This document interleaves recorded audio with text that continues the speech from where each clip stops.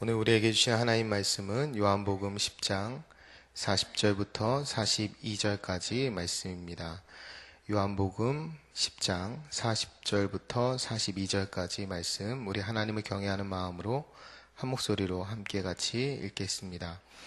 다시 요단강 저편 요한이 처음으로 세례 베풀던 곳에 가사 거기 거하시니 많은 사람이 왔다가 말하되 요한은 아무 표적도 행하지 아니하였으나 요한이 이 사람을 가리켜 말한 것은 다 참이라 하더라. 그리하여 거기서 많은 사람이 예수를 믿으니라. 아멘. 예수님께서는 이스라엘 최대 명절 중에 하나인 수전절 겨울에 추운 날씨에 자신을 책잡아 죽이려 했던 그 무리들 앞에서, 그 악조건 앞에서도 아랑곳하지 않고 진리를 선포하셨습니다. 그 이유는 한 명이라도 더 진리 가운데 구원하기 위해서였고, 한 명이라도 더 진리의 말씀으로 성별해 주시기 위해, 그야말로 수전해 주시기 위해서였습니다.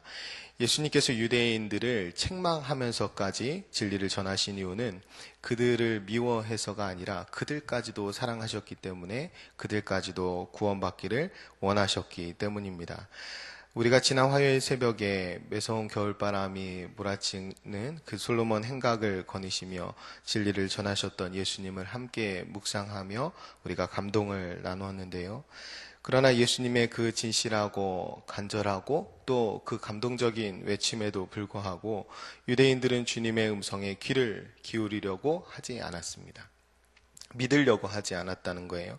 신앙의 껍데기만 붙들고 본질을 잃어버린 그들에게 자신을 닦아내고 성별하고 수절하기는커녕 도리어 예수님을 향해 돌을 집어 던지려고 했습니다. 말씀 앞에서 자신들을 쳐 복종하고 말씀 앞에서 자신들을 죽여야 할 인간들이 도리어 하나님의 아들 예수님을 죽이겠다고 돌을 들고 달려들고 있는 거예요. 이 자체가 사실은 신성모독적인 모습인데, 그런데도 불구하고 그들은 도리어 예수님에게 신성모독이라는 죄를 뒤집어 씌웁니다.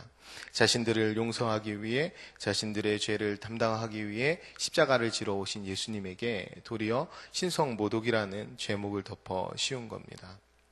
예수님께서 하나님의 율법, 그리고 자신들의 예수님이 오셔서 행한 자신의 선한 행위를 이유들어 자신의 정당함과 무죄함을 변호했음에도 불구하고 그들은 이미 하나님의 율법을 자기의 율법, 자기들을 위한 율법으로 전락시킨 나머지 하나님의 뜻대로 행한 예수님의 선한 일들을 분명히 보았음에도 불구하고 그냥 막무가내로 돌을 들고 달려드는 것입니다.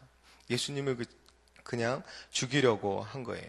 이때 마녀보다 크신 하나님께서 그 크신 손으로 예수님을 그 위기에서 건져내십니다. 그리고 예수님을 그곳에서 벗어나게 하셔요. 여기까지가 어제 새벽까지 살펴본 대강의 줄거리 이야기입니다. 여러분, 이때에 예수님이, 하나님이 이 위기를 벗어나게 하셨을 때에 홀로 계실 텐데 그때 예수님의 마음이 어떠셨을 것 같으세요? 만약에 이 상황에 여러분이 사랑으로 다가가서 진리를 전했는데 누군가 나에게 돌을 던지려 한다. 그래서 내가 초라한 모습으로 쫓겨났다. 그때 어떤 기분이 드실 것 같으세요? 여러분이 아마 예수님의 입장에서 생각해 보셨으면 좋겠습니다. 그 추운 겨울 솔로몬 행각에서 모든 악조건에도 불구하고 담대히 진리를 전했지만 진리를 깨닫고 돌이키기는커녕 도리어 돌을 들고 던지려고 하고 있습니다. 아무리 자신의 반대편의 선자들이라도 구원받기 원하셨고 진리에 따라 복된 삶을 살기 원하여 간절히 진리의 말씀을 전했음에도 불구하고 돌아오는 것은 오해와 분노와 미움과 위협이었다면 여러분들은 어떠시겠습니까? 우리 마음이 어떨 것 같아요? 하나님이 보내셔서 이 땅에 오셨고 하나님의 말씀에 순종하여 선을 행하셨습니다. 눈앞에 보이는 그 얽매인 사람들을 불쌍히 여겨서 그들을 고치고 살리고 가르쳤지만 돌아오는 반응은 신성을 모독했으니 돌로 쳐 죽여야 한다라고 기대했던 반응과 정반대의 반응을 하고 있다면, 그 상황에 겨우겨우 목숨을 부지해서 어딘가 홀로 남아있다면 여러분들은 어떠실 것 같으시겠습니까? 그럼 마음이 어떠실 것 같아요? 원망, 실망, 좌절, 낙담, 절망, 미움, 증오, 황당함, 허망함, 허탈함, 억울함, 패배감, 이런 감정들이 어울릴 것 같습니다. 예수님이 어떤 마음이셨을지는 성경이 침묵하고 있기 때문에 정확히 알 수는 없지만 이후 예수님의 행보를 보면 우리가 조금 짐작할 수는 있습니다. 오늘 본문을 우리가 살펴보겠는데요. 예수께서는 다시 요단강 저편 요한이 처음으로 세례 베풀던 곳으로 돌아가셨습니다. 그리고 그곳에 거하셨어요. 예수님이 만약 자신을 향해 돌을 던지는 무리를 피해서 목숨을 부지할 요량이셨으면 아무도 모르는 먼 곳으로 도망해야 맞습니다. 아무도 모르는 곳으로 피신해야 맞아요. 그런데 예수님은 공생애를 시작할 때 처음 세례받으셨던 그 곳으로 다시 돌아가셨습니다. 왜 그러셨을까요? 왜 예수님이 이 위기상황에 그 손으로부터 벗어나게 해주신 하나님이 그 손으로부터 건져주셔서 그 위기를 모면한 그 순간에 더 멀리 피하시지 않으시고 왜 다시 이 세례받은 그 자리로 다시 돌아가셨을까요? 예수님은 주변에 일어나는 충분히 미워하고 증오할 만한 일들, 그리고 충분히 낭망하고 좌절할 만한 일들 때문에 그곳에 가신 것이 아닙니다. 황당하고 허탈함 그리고 패배감 때문은 더더욱 아닙니다. 예수님은 자신의 마음 중심, 정확히 말하면 처음 마음, 처음 믿음을 확인하기 위해서, 점검하기 위해서 그 자리에 돌아가신 것입니다. 그래서 예수님은 처음 세례받았던 그 자리로 다시 가신 거예요. 예수님께서 요한으로부터 세례를 받았다라는 것이 무엇을 의미합니까? 어제 수요 예배 때 간증하신 우리 집사님께서 제자반을 하면서 예수님이 왜 세례를 받았는지 그 의미가 무엇인지 알았다라고 고백하셨어요. 여러분, 세례는 죄인들이 받는 것입니다. 예수님은 죄인이 아니에요. 그런데 예수님이 스스로 세례 요한으로부터 세례를 받으셨습니다. 그것은 스스로 죄인의 자리에 내려오신 거예요. 예수님은 공생애를 시작하실 때 요단강에서 모든 사람의 죄를 대신해서 죽기를 결단하신 것입니다. 예수님은 지금 그 처음 마음으로 돌아가신 거예요. 그 첫 결심으로 돌아가신 것입니다. 추악한 인간을 구원하기 위해 자신을 내어주시기를 결단했던 그 자리로 돌아가신 것입니다. 하나님의 권위를 내려놓고 사람이 되었던 자리, 가장 높은 자리에서 해수면보다 더 낮은 요단강으로 내려간 그 낮은 자리로 다시 돌아가신 것입니다. 영광을 내려놓고 겸손했던 그 자리로 예수님이 돌아가신 거예요. 그야말로 모든 사람을 섬기기 위해 자기 자신을 대속물로 내주기 위해 오셨던 그 자리로 예수님이 다시 걸어서 돌아가신 것입니다. 예수님은 지금 공생애를 시작하시면서 품었던 처음 마음, 처음 자리, 처음 믿음을 되짚어 확인하고 계신 것입니다. 사랑하는 여러분, 우리가 신앙생활을 하다 보면 우리가 하나님의 은혜를 먼저 받고요. 그 은혜에 반응하는 것이 신앙생활입니다. 은혜에 감격해서 기쁨으로 하는 것이 신앙생활이에요.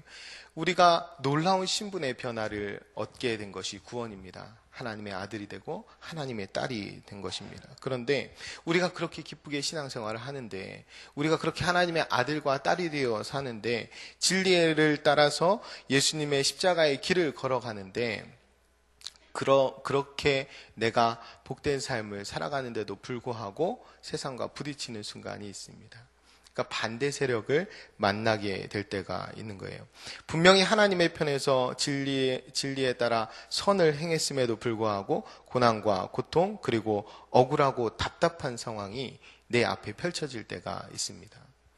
그때 원망, 실망, 좌절, 낙담, 절망, 미움, 증오, 황당함, 허망함, 허탈함, 억울함, 패배감, 이런 감정들이 하나님의 은혜 가운데, 하나님의 뜻 가운데, 하나님의 그 마음을 품고 하나님의 말씀 안에서 신앙생활하는 우리에게도 엄습해 올 때가 있다라는 거예요. 그럴 때 우리는 어떻게 해야 되냐면 처음 마음, 처음 자리, 처음 믿음으로 돌아가야 합니다. 여러분, 내가 내 앞에 펼쳐진 환경, 내 앞에 서 있는 사람들이 중요한 것이 아니라 내 마음 중심이 중요합니다. 내가 중요하다는 말씀이에요. 하나님이 나를 어떻게 부르셨고 하나님이 나에게 어떤 은혜를 주셨는지를 돌아봐야 합니다. 그리고 다시 힘을 내야 합니다. 좌절과 낙담이 찾아올 때에 오히려 첫 마음을 회복할 수 있도록 하나님께 은혜를 구할 수 있어야 돼요. 그 은혜를 다시 확인하는 은혜의 자리로 나아가야 합니다.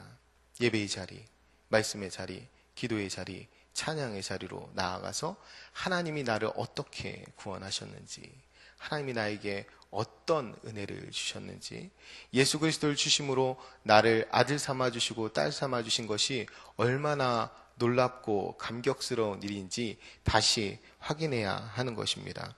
다시 처음 마음, 처음 자리로 돌아가신 그 예수님처럼 우리도 다시 처음 자리, 처음 마음으로 돌아가 하나님의 은혜를 회복하는 것이 먼저입니다. 그것이 그리스도인다운 삶을 사는 비결이 될 것입니다. 다시 처음 마음, 처음 자리로 돌아가신 예수님을 보고 많은 사람들이 예수님을 믿게 됩니다. 물론 이들이 예수님을 믿은 이유는 온전한 믿음이라기보다는 예수님이 행한 표적들, 그 소문을 듣고 예수님을 믿게 된 사람이 더 많을 것입니다. 왜냐하면 오늘 말씀에 보면 이 사람들은 표적을 행하지 않았던 요한의 말은 대부분 믿지 않았어요. 그래서 표적을 행한 요한의 말이 대부분 믿지 못할 말인데 이 예수에 대한 말은 믿을만하다, 이런 말을 하고 있습니다. 그러니까 이 예수님을 믿게 된 이 사람들은 대부분 예수님이 행했다고 전해진 그 표적들로 말미암아 믿게 된 사람들이 더 많았을 거예요.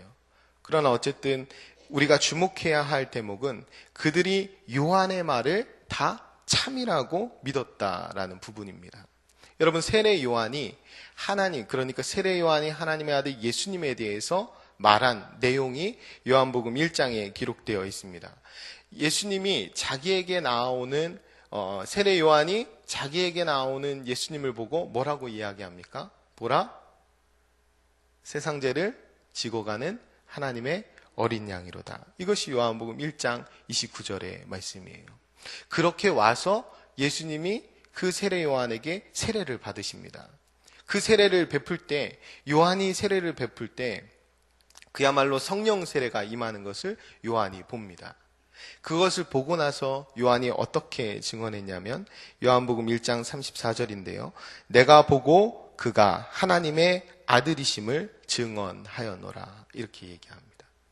앞서 말한 것은 뭐냐면 세상 죄를 지고 가는 하나님의 어린 양이로다. 이 말이 뭐예요? 세상의 구원자시라는 말입니다. 메시아, 그리스도, 세상의 구원자이신 예수 그리스도를 말한 것입니다. 두 번째로 그가 증언한 것은 하나님의 아들이심을 증언한 거예요. 예수님이 구원자이시고 하나님의 아들이심을 증언한 겁니다. 이것을 지금 참이라고 믿는 거예요. 베드로가 이것을 똑같이 고백하죠. 뭐라고 고백합니까? 주는 그리스도시요 살아계신 하나님의 아들이니이다. 이것을 이 고백을 믿어야 되는 것이 우리가 믿어야 될 그 부분입니다. 우리가 참으로 믿어야 될 것이 무엇이냐면 예수님이 구원자이시고 하나님의 아들이심을 믿어야 하는 거예요. 이것이 우리의 믿음의 핵심입니다. 그렇다면 제가 여러분에게 다시 한번 질문 드리겠습니다. 우리가 신앙생활을 시작한 처음 마음, 처음 자리는 어디입니까? 그 자리는 주는 그리스도시요 살아계신 하나님의 아들이니이다. 이것을 고백한 자리입니다. 그것을 인정한 자리예요. 우리의 믿음은 이것으로 시작해서 이것으로 끝이 납니다. 이것으로 하나님의 자녀가 되어서 이 고백으로 천국에 이르게 되는 것이에요. 그리고 이 고백 안에서 이 땅 가운데 천국을 누리게 되는 것입니다. 이 믿음 위에 우리가 서 있을 때 이 믿음의 반석 위에 주는 그리스도시요 살아계신 하나님의 아들이니이다. 이 믿음의 고백의 반석 위에 교회가 세워져 있을 때 음부의 권세가 이기지 못한다라고 말씀해 주셨습니다. 그렇다면 우리가 신앙생활하면서 겪게 되는 원망과 실망, 좌절, 낙담, 절망, 미움, 증오, 황당함, 허망함, 허탈함, 억울함, 패배감은 무엇 때문입니까? 상황과 환경 때문입니까? 악한 자들 때문입니까? 원수 때문입니까? 나를 죽이려는 사람들 때문입니까? 아닙니다.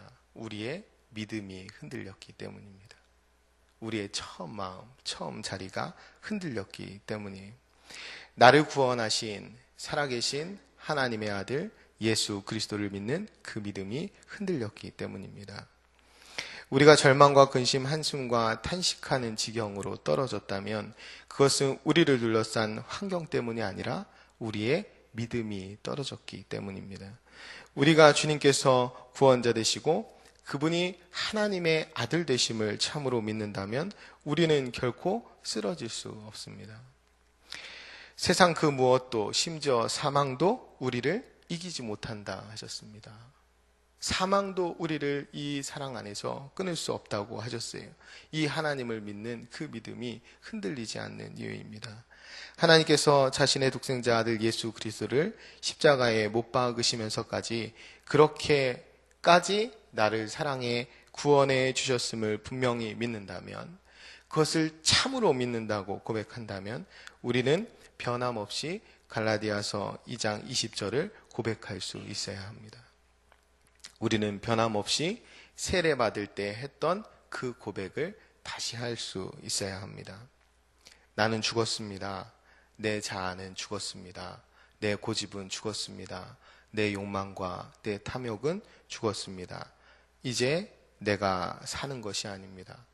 이제 내가 육체 가운데 사는 것은 나를 사랑해서 나를 위하여 십자가에 자기 자신을 버리신 예수 그리스도를 믿는 그 믿음 안에서 사는 것입니다. 동일하게 고백할 수 있어야 합니다. 여러분, 이 놀라운 고백에 그 어떤 원망도, 그 어떤 좌절도, 그 어떤 미움도, 그 어떤 패배도 들어올 수 없습니다. 사랑하는 여러분, 세례받을 때의 그 첫 마음으로 날마다 주님과 동행하는 것, 그것이야말로 날마다 마음을 새롭게 하는 것입니다. 우리가 이 아침에 주님 앞에 나와 말씀을 듣고 기도하고 찬송하는 이유는 우리의 마음을 새롭게 하기 위해서입니다. 하나님이 우리를 어떻게 살리셨고 우리가 어느 자리에 있고 우리가 무엇을 오늘 누려야 하는지 그것을 확인하는 자리입니다. 날마다 주님이 구원자시오 하나님의 아들이심을 고백하는 그 사도신경에 우리의 믿음 전부가 담겨 있습니다. 이 믿음으로 살 수 있다면, 예수님을 믿는 믿음으로 나는 죽고 예수로 살 수 있다면 우리가 세상에 사는 동안 음부의 권세가 결코 우리를 이기지 못할 것입니다. 세상 그 무엇도, 세상 그 누구도 우리 안에 있는 이 영생의 기쁨을 빼앗아 갈 수 없습니다. 오늘도 주님이 허락하신 복된 한날을 여러분 살아가실 때에 하나님 안에서 신실한 삶, 그야말로 그리스도인다운 삶, 그래서 어떠한 것에도 흔들리지 않고 중심을 지키며 하나님께 첫 마음 그 세례받을 때 고백드린 것처럼 내가 오늘도 내가 아니라 예수 그리스도로 살겠습니다. 그래서 세상과 나는 간 곳 없고 구속한 주만 보여지는 그 복된 인생을 오늘도 끝까지 찬송하며 걸어가겠습니다. 그렇게 결단하는 여러분 모두가 되셨으면 좋겠습니다. 기도합니다. 거룩하고 존귀하신 아버지 하나님, 우리를 하나님의 자녀, 하나님의 아들, 하나님의 딸로 불러주심을 감사합니다. 죄악된 저희들, 추악한 저희들을 구원하기 위해 이 땅 가운데 오셔서 친히 세례의 자리로 내려가 무릎 꿇으셨던 그 예수님을 이 시간에 함께 묵상하게 하시니 감사합니다. 하나님, 그 예수님이 그리스도시요 살아계신 하나님의 아들이라고 고백하며 살아가는 저희가 흔들리지 않는 믿음 가운데 살아갈 수 있도록 붙들어 주옵소서. 우리가 주님이 처음 우리에게 찾아오셨을 때에, 처음 우리에게 은혜를 주셨을 때에, 처음 세례받을 때에 고백했던 것처럼 나는 죽었습니다. 내 자아는 죽었습니다. 내 고집은 죽었습니다. 이제 내가 사는 것이 아니라 내 안에 나를 사랑해서 그 육체까지 내어주신, 그 목숨까지 내어주신 하나님의 아들을 믿는 믿음으로 사는 것입니다 라고 고백하며 그 어떤 원망도, 그 어떤 좌절도, 그 그 어떤 미움도 패배도 들어올 수 없는 그 승리하는 삶을 살아갈 수 있는 우리 모두가 되게 인도하여 주옵소서. 이 아침에 세례받을 때의 첫 마음으로 날마다 주님과 동행할 수 있도록 인도하여 주시고 날마다 마음을 새롭게 하는 은혜를 우리에게 허락하여 주옵소서. 그래서 나는 죽고 예수로 사는 인생, 세상과 나는 간곳 없고 구속한 주만 보여지는 인생, 그래서 음부의 권세가 결코 이기지 못하는 승리하는 한날의 삶으로 저희 모두를 인도하여 주옵소서. 감사합니다 주님. 인도하실 주님 고백드리며 예수님의 이름으로 기도합니다. 아멘. 오늘은 말씀 삶 운동 온 세계 선교에 대한 공동 기도문을 함께 교독하며 기도하겠습니다. 성경의 중심 가르침 말씀 삶 운동 온 세계 선교의 비전은 주님이 말씀 삶 공동체 성낙 선교교회에 주신 명령임을 믿습니다. 이 소명을 사명으로 받아 순명하여 이루도록 우리를 이끌어 주옵소서.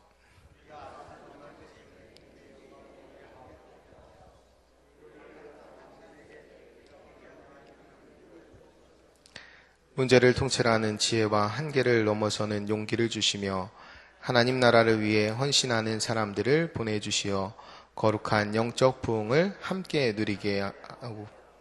아멘. 함께 주기도문 하시겠습니다. 하늘에 계신 우리 아버지, 아버지의 이름을 거룩하게 하시며 아버지의 나라가 오게 하시며 아버지의 뜻이 하늘에서와 같이 땅에서도 이루어지게 하소서. 오늘 우리에게 일용할 양식을 주시고 우리가 우리에게 잘못한 사람을 용서하여 준 것 같이 우리 죄를 용서하여 주시고 우리를 시험에 빠지지 않게 하시고 악에서 구하소서. 나라와 권능과 영광이 영원히 아버지의 것입니다. 아멘. 이 시간 다음과 같은 기도의 제목으로 함께 기도드리겠습니다. 지금 들은 말씀이 내 삶으로 이어지게 하옵소서. 주일에 등록한 19분의 새가족들에게 평안을 주시고 잘 정착하게 하옵소서. 우리 교회가 성경 2000통도 꿈송암송 말씀 묵상의 힘으로 거룩한 삶의 변화를 이루게 하옵소서. 오늘 캐나다 선교 탐방을 마치고 돌아오는 북미 선교부를 은혜 가운데 안전으로 인도하옵소서. 김근주 주미란 선교사가 사역하고 있는 그 원주민 거주지 지역의 원주민들이 복음을 듣고 구원받게 하옵소서.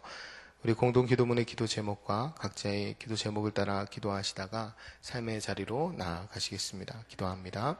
참 좋으신 아버지 하나님 감사합니다.